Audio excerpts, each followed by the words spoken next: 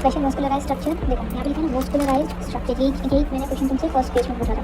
वास्कुलराइज्ड structure क्या होता है? गिल्स होता है। गिल्स से रेस्पिरेशन को क्या बोलते हैं? Branchial respiration. Friends, this is Tanu. Let's begin with our very first chapter, that is breathing and exchange of gases. इस वीडियो में मैं एनसीईआरटी की हर एक लाइन कवर करने वाली हूँ, लिटरली हर एक लाइन। जो भी तुम्हें लाइन एनसीईआरटी में दिख रही है, हर लाइन से क्वेश्चन होगा। अगर कहीं से क्वेश्चन ना हो तो you can comment it down for sure, ठीक है।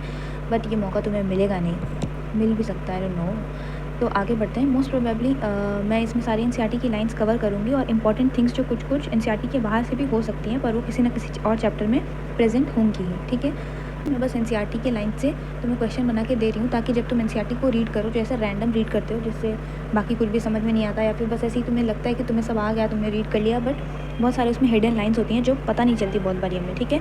इसलिए मैं ये वीडियो तुम्हें बना के दे रही हूँ, ताकि तुम एनसीईआरटी से तुम्हें पता चले कि कौन से पार्ट से कौन सा क्वेश्चन बना हुआ है, ठीक है। और कुछ भी तुम्हारा छूटे नहीं और एनसीईआरटी रीडिंग तुम्हारी प्रॉपरली प्रोडक्टिव तरीके से हो सके। Fine, let's begin with our very first question, जो क्या है, देखो। Oxygen is utilized by the organism to dash break down nutrients molecule like dash and to derive dash for performing various activities, ठीक है। तो पहले हम लोग देखते हैं क्या कर रहे हैं हम लोग, ऑक्सीजन को यूटिलाइज़ कर रहे हैं, ठीक है। ऑक्सीजन को हम लोग यूटिलाइज़ कर रहे हैं, तो ऑक्सीजन को क्या करेंगे हम लोग, यूटिलाइज़ करेंगे। कैसे ब्रेक डाउन करेंगे इसमें, डायरेक्टली या इनडायरेक्टली, ठीक है। तो हम लोग क्या है, मेनली वी आर वर्टिब्रेट, तो वर्टिब्रेट्स में भी हम लोग क्या है, मल्टी सेलुलर है, ठीक है। तो मल्टी सेलुलर ऑर्गेनिज्म में कभी भी कुछ डायरेक्टली ब्रेक डाउन नहीं होता, ठीक है, क्योंकि हमारे पास बहुत सारे सेल्स होते हैं, तो सारे सेल्स को अलग अलग एनर्जी की रिक्वायरमेंट्स होती हैं, ठीक है। तो डायरेक्टली ब्रेक डाउन नहीं होता, इसलिए हम इसमें क्या फिल करेंगे, इनडायरेक्टली ब्रेक डाउन। इसको याद रखना, oxygen is utilise by the organism to indirectly break down nutrient molecules like. अभी देखो, इसमें बहुत सारे न्यूट्रिएंट मॉलिक्यूल्स इन्वॉल्व हो सकते हैं। मैं तुम्हें एनसीईआरटी में दिखाऊंगी कि इसमें glucose, amino acids, fatty acids, ये सारी चीज़ें भी इन्वॉल्व होंगी। लेकिन यहाँ पे अगर एक ही कुछ पूछा है तो हम क्या फिल करेंगे, ग्लूकोज फिल करेंगे, ठीक है, क्योंकि मेन हमारा एनर्जी वहीं से डिराइव होता है, मतलब मैक्सिमम अमाउंट ऑफ एनर्जी, ठीक है। And to derive obviously we will derive energy for performing various activities, ठीक है। इसका आंसर तुम इधर देख सकते हो, इनडायरेक्टली, ये था ना, indirectly break down glucose and energy, ठीक है।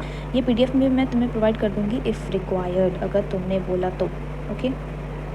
अभी देखो, फिर आ जाओ, process of exchange of oxygen from atmosphere with carbon dioxide produce by the cell is known as, इसको क्या कहते हैं, ब्रीदिंग कहते हैं। ये तो छोटे क्लासेस से ही तुम पढ़ के आ रहे होगे। इसमें क्या होता है, ऑक्सीजन को हम लोग क्या करते हैं, एटमॉस्फेयर से लेते हैं हम ऑक्सीजन, और कार्बन डाइऑक्साइड कहाँ होता है, कार्बन डाइऑक्साइड हमारे सेल्स में प्रोड्यूस होता है, जो बाद में रिलीज हो जाता है, ठीक है। तो ये क्या हो गया, इस प्रोसेस को क्या बोलते हैं, ब्रीदिंग बोलते हैं। लेकिन अगर यहीं पे अगर रेस्पिरेशन का पूछता है डेफिनेशन, तो क्या बोलते हैं, process of exchange of oxygen from atmosphere with the carbon dioxide produced by the cell and utilize the energy produce for deriving various function, ठीक है। उसको क्या बोलेंगे हम, रेस्पिरेशन, ठीक है। पर यहाँ तक बस एक प्रोसेस पूछा है जिससे गैसियस एक्सचेंज हो, तो उस प्रोसेस को हम क्या बोलेंगे, ब्रीदिंग बोलेंगे। फाइन, आगे देखो, breathing is commonly known as, ये एनसीईआरटी में लिखा हुआ है कि breathing is commonly known as respiration, ठीक है। हालांकि ब्रीदिंग रेस्पिरेशन सेम है नहीं, पर अगर एग्जाम में ऐसा पूछे कि breathing is commonly known as, तुम क्या टिक करोगे, रेस्पिरेशन, ठीक है। अभी देखो आगे बढ़ते हैं। अभी देखो नेक्स्ट क्वेश्चन पे आते हैं, CO2 which is harmful is also release during the above catabolic reaction. अभी यहाँ पे क्या बोल रहा है, कैटाबॉलिक रिएक्शन। कैटाबॉलिक रिएक्शन क्यों बोल रहा है, फर्स्ट क्वेश्चन में था ना ऐसा। देखो फर्स्ट क्वेश्चन में क्या बोला था कि oxygen is utilize to break down. अब किसी चीज़ का अगर हम जब ब्रेक डाउन करते हैं तो ब्रेक डाउन में क्या होता है, उसे कैटाबॉलिक रिएक्शन बोलते हैं। लेकिन यही अगर इसमें लिखा होता है for the formation of, the formation को क्या बोलते हैं हम, एनाबॉलिक रिएक्शन, ठीक है। तो इसमें क्या होता है, CO2 जो हार्मफुल कैसे हमारे बॉडी के लिए, वो किस में रिलीज़ होता है, कैटाबॉलिक रिएक्शन में रिलीज़ होता है। तो ये स्टेटमेंट क्या हो जाएगा, ट्रू हो जाएगा। कहाँ से रिलीज़ होता है, सेल रिलीज़ करते हैं, ऑक्सीजन हमारे सेल यूटिलाइज करते हैं, कार्बन डाइऑक्साइड को रिलीज़ करते हैं, ठीक है। ये बुक मैंने रेफरेंस के जैसे यूज़ करा है, इसमें ऑलमोस्ट 55 क्वेश्चन हैं आई गेस। लेकिन एनसीईआरटी में और भी बहुत सारी लाइन्स है जिससे क्वेश्चन इसमें नहीं है, तो वो मैं तुम्हें खुद से फ्रेम करके दूँगी। तो almost the number will reach by 150 और 155 आई गेस, ठीक है। अभी देखो आगे बढ़ते हैं, mechanism of breathing very among different groups of animal depending mainly on. अभी मैंने तुम्हें बोला ना, ये यूनिसेलुलर और मल्टीसेलुलर का एग्जांपल दिया, किसमें डायरेक्टली ब्रेक डाउन होता है, किसमें इनडायरेक्टली ब्रेक डाउन होता है, ठीक है। तो ये क्या है, mechanism of breathing very among different groups of animal depending mainly on. Mainly ये किस पे डिपेंड करता है कि एनिमल का हैबिटेट क्या है, ठीक है, और उसका ये लेवल ऑफ ऑर्गेनाइजेशन क्या है। जैसे किसी का होता है सेलुलर लेवल ऑफ ऑर्गेनाइजेशन, किसी का tissue level of organisation, organ level of organisation, organ system level of organisation. अगर तुम प्रॉपर होगे तो तुम्हें सारी बातें पता होगी, अगर तुम फ्रेशर हो तो you will learn it in animal kingdom chapter. Fine, अभी देखो ये पता चलेगा तुम्हें क्या होगा इसमें, हैबिटेट और लेवल ऑफ ऑर्गेनाइजेशन, ठीक है। आगे बढ़ते हैं, इस क्वेश्चन पे आओ। हाँ, इस क्वेश्चन में देखो diffusion over entire body surface, ये किस में हो सकता है? ये देखो सीलेंटेड प्लेटफॉर्म स्पंजेस, इसमें हो सकता है क्योंकि मेनली इसमें क्या होता है, टिश्यू लेवल ऑफ ऑर्गेनाइजेशन और सेलुलर लेवल ऑफ ऑर्गेनाइजेशन, ठीक है। इसके बाद देखो गिल्स से कौन रेस्पायर करता है? गिल से रेस्पायर करते हैं एक्वाटिक आर्थ्रोपोडा मोलस्का, ये भी कहाँ दिया हुआ है? एनसीईआरटी में दिया हुआ है, ठीक है। मॉइस्ट क्यूटिकल से कौन रेस्पायर करता है? अर्थवर्म, मॉइस्ट क्यूटिकल से अर्थवर्म रेस्पायर करता है, मॉइस्ट स्किन से रेस्पायर करता है फ्रॉग, ठीक है। अभी देखो ट्रैकियल ट्यूब से कौन रेस्पायर करते हैं? इंसेक्ट, ये तो बचपन से ही पढ़ते हैं, tracheal tube, tracheal respiration, insect, cockroach, ठीक है। ये भी एनिमल किंगडम वाले चैप्टर में, कॉकरोच वाले पार्ट में। अभी देखो वस्कुलराइज्ड बैग से कौन रेस्पायर करता है? Reptiles, birds and mammals. First page पे शायद तुम्हें क्वेश्चन दिखा होगा वस्कुलराइज्ड बैग और वस्कुलराइज्ड स्ट्रक्चर का। तो वस्कुलराइज्ड बैग किसे कहते हैं? Vascularized bag is basically our lungs, ठीक है। और वस्कुलराइज्ड स्ट्रक्चर क्या होता है? Vascularized structure is basically our gills, ठीक है। अभी देखो यहाँ पे मैंने 2 और क्वेश्चन लिख रखा है। पॉरीफेरा से लेके एस्केलमेंथस तक कहाँ से होता है रेस्पिरेशन? ये लोग अपना गैसेस एक्सचेंज सिंपल डिफ्यूजन की हेल्प से कर रहे होते हैं, ठीक है। ये याद रखना, पॉरीफेरा टू एस्केलमेंथस, हाँ इट्स इंपॉर्टेंट। ये एनिमल किंगडम चैप्टर में आएगा बट यहाँ पे दिया हुआ है तो तुम यहाँ पे भी पढ़ सकते हो। तो पॉरीफेरा से एस्केलमेंथस तक कैसे होता है? Gases exchange via simple diffusion. Echinodermata देखो ये भी इंपॉर्टेंट है, ठीक है। इकाइनोडर्मेटा में क्या होता है? इकाइनोडर्मेटा के पास कोई भी ऑर्गन्स नहीं होते हैं ये रेस्पिरेशन के लिए या फिर गैसेस एक्सचेंज के लिए। तो ये लोग क्या करते हैं? वाटर वास्कुलर सिस्टम के थ्रू ही अपना गैसेस एक्सचेंज परफॉर्म कर रहे होते हैं, ठीक है। Last question from this book is, ये मैंने खुद से लिखा हुआ है, respiration via gills is known as branchial respiration, के इज नोन एज, ठीक है। Respiration via gills is known as branchial respiration. अभी देखो इस चैप्टर में तुम्हें बहुत सारे जगह पे से होंगे, बहुत सारे टाइप के रेस्पिरेशंस और पता चलेंगे, ठीक है। जैसे कि रेस्पिरेशन वाला गिल्स तुमने देखा, गिल से क्या होता है? Branchial respiration. अभी देखो लंग्स आएगा, लंग से क्या होता है? पल्मोनरी रेस्पिरेशन, ठीक है।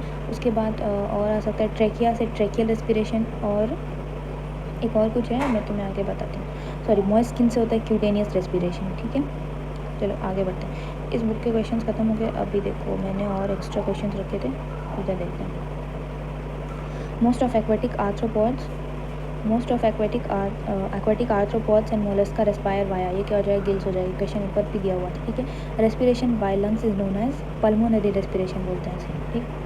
अभी देखो यहाँ ये भी क्वेश्चन फर्स्ट पेज पे होगा। Do all vertebrates respire either via lungs और गिल्स? तो इसका क्या हो जाएगा? फॉल्स हो जाएगा, क्योंकि वर्टिब्रेट्स में जो एम्फीबियंस होते हैं, एम्फीबियन में फ्रॉग होते हैं, फ्रॉग किससे रेस्पायर करते हैं? फ्रॉग कभी कभी स्किन से भी रेस्पायर करते हैं, whenever they are present in water, ठीक है। वाटर के अलावा भी ये जब लैंड पे भी प्रेजेंट होते हैं तो भी ये लोग स्किन से रेस्पायर करते हैं, और ब्यूकोफेरेंशियल कैविटी से भी ये लोग रेस्पायर करते हैं। अभी देखो नेक्स्ट क्वेश्चन है, how many vertebrates respire via lungs? तो वर्टिब्रेट्स में कौन कौन से आ जाते हैं? फिशेस, एव्स, एम्फीबियंस, रेप्टाइल्स, ठीक है, mammals.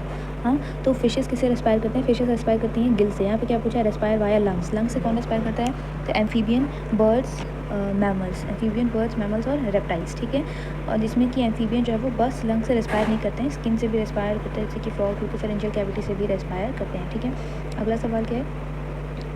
All amphibians don't respire via lungs. Yes it's true, क्योंकि फ्रॉग क्या करता है? स्किन से रेस्पायर करता है, ब्यूकोफेरेंशियल कैविटी से भी रेस्पायर करता है। देखो फ्रॉग क्या होता है? फ्रॉग जब वाटर में प्रेजेंट होता है, एक मिनट, देखो फ्रॉग जब वाटर में प्रेजेंट होता है, वाटर में वो किससे रेस्पायर करता है? स्किन से रेस्पायर करता है, अभी आगे मैं बताऊंगी। लेकिन जब ये लैंड पे प्रेजेंट होता है, तो लैंड पे प्रेजेंट होने पे किससे रेस्पायर करता है? स्किन से रेस्पायर करता है, ब्यूकोफेरेंशियल कैविटी से रेस्पायर करता है, और लंग से भी रेस्पायर करता है, ठीक है। मूडी है। आगे बढ़ते हैं, चलो ये सारा आगे दिया हुआ है, तुम्हें इसमें PDF में लिखने की कोई ज़रूरत नहीं पड़ी है मैंने। अभी देखो और क्या था? हाँ, क्यूटेनियस रेस्पिरेशन। मैंने बताया तुम्हें क्यूटेनियस रेस्पिरेशन, तो एक मिनट, क्यूटेनियस रेस्पिरेशन होता है respiration via, cutaneous respiration is respiration via moist skin, ठीक है। Respiration via moist skin is cutaneous respiration.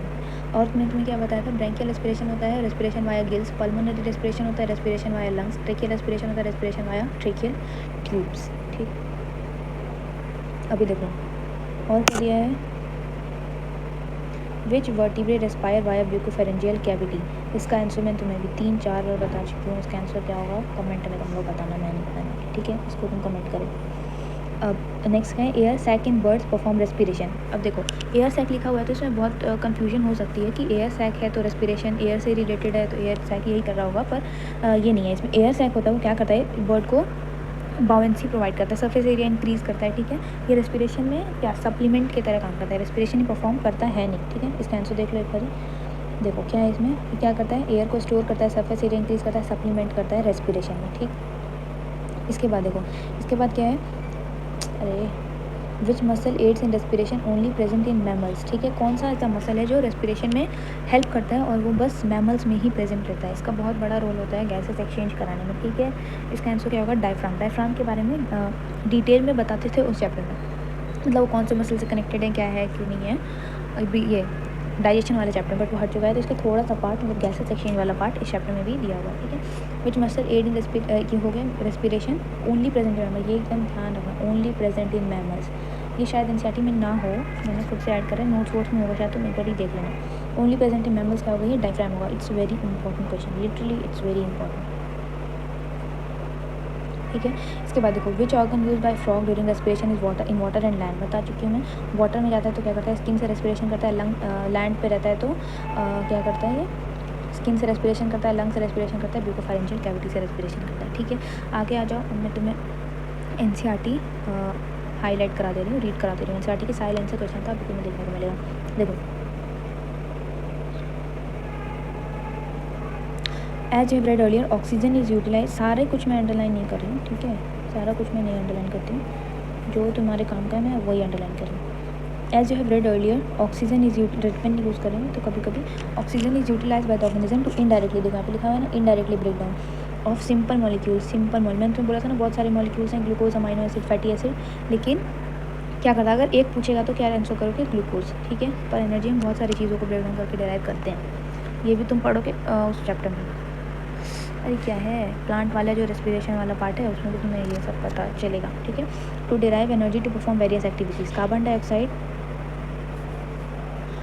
Dioxide which, देखो कार्बन डाइऑक्साइड क्या हार्मफुल है, is also release during the above catabolic reaction, बोलती है ना कैटाबॉलिक रिएक्शन हुआ, तो ये कैटाबॉलिक रिएक्शन मतलब ब्रेक डाउन होना।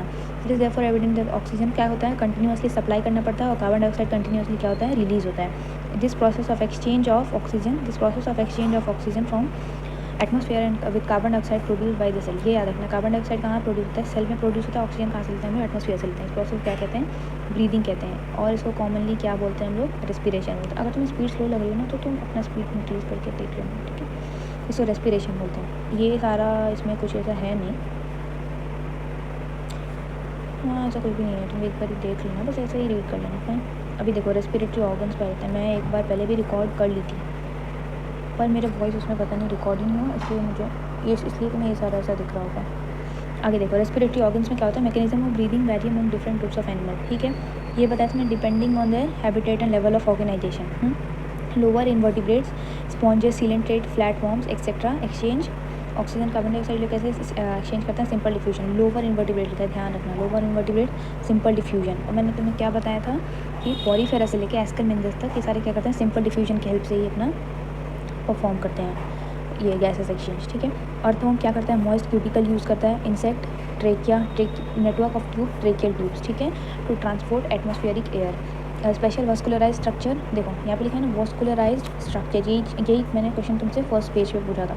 वास्कुलराइज स्ट्रक्चर क्या होता है, गिल्स होता है, गिल्स से रेस्पिरेशन को क्या बोलते हैं हम लोग, ब्रैंकियल रेस्पिरेशन, ठीक है। आर यूज्ड, एक मिनट, हाँ, branchial respiration are use by most of the aquatic arthropods mollusca, ये क्वेश्चन दिया होता है। वेयर एज, अभी देखो वास्कुलराइज्ड बैग दिया ना, यहाँ देखो यहाँ दिया था स्ट्रक्चर करके, यहाँ दिया है बैग, इसमें हो जाएगा वास्कुलराइज्ड बैग। लंग्स रेस्पिरेशन क्या कहते हैं हम लोग, pulmonary respiration, use by the terrestrial form for the exchange of gases, ठीक है। अमॉन्ग वर्टिब्रेट्स देखो, वर्टिब्रेट्स फिशेस क्या यूज़ करते हैं, गिल्स यूज़ करते हैं। Amphibian reptiles birds and mammals respire through lungs respiration क्या बोलते हैं, पल्मोनरी रेस्पिरेशन, ठीक है।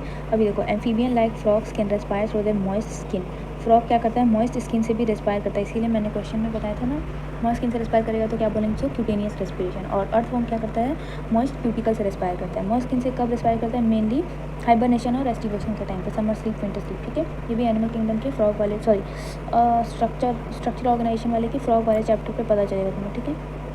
अभी देखो इधर आओ, इधर देखो मैंने कुछ लिख रखा है, जैसे एक मिनट,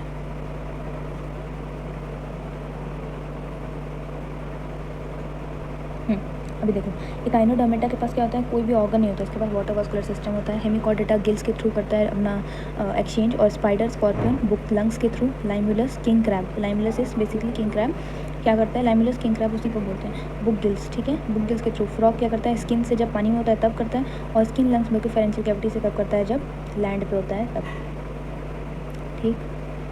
इसके बाद यहाँ पे आओ, यहाँ देखो,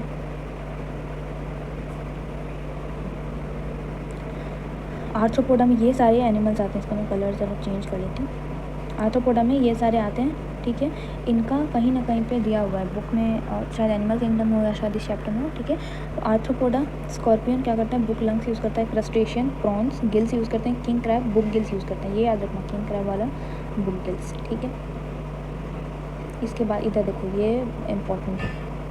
मोलस्का क्या करता है, फेदर लाइक गिल्स, इसको क्या बोलते हैं, टीनिडिया यूज़ करता है। ये क्वेश्चन आते ही रहता है ऑलमोस्ट। मोलस्का क्या करता है, फेदर लाइक गिल्स, जिसको क्या बोलते हैं हम लोग, टीनिडिया बोलते हैं, वो ये यूज़ करता है। हेमिकॉर्डेटा क्या यूज़ करते हैं, गिल स्लेट यूज़ करते हैं। याद रखना, हेमिकॉर्डेटा गिल स्लेट्स, ठीक है। इधर भी लिखा हुआ था ना, देखो, हेमिकॉर्डेटा गिल्स वाला, ये याद रखना, गिल, इसके आगे स्लिट्स भी ऐड कर लेना तो, ठीक है। तो दैट्स ऑल फॉर टुडे। हो गया हमारा चैप्टर ये वाला, एक पेज ख़त्म हो गया। ऑलमोस्ट इसमें कितने 5-6 पेजेस होंगे, तो मैं एक एक वीडियो में एक एक पेज तुम्हें बताते जाऊंगी, और तुम्हारे ये चैप्टर ऑलमोस्ट कंप्लीट हो जाएगा। मतलब तुम एक बारी लेक्चर से पढ़ लिए, फिर ये कर लिए, देन इट्स डन। 3-4 बार ट्राई करना कि तुम ये वाला पार्ट कर लो, ठीक है। ओके बाय, मिलते हैं अगले वीडियो में।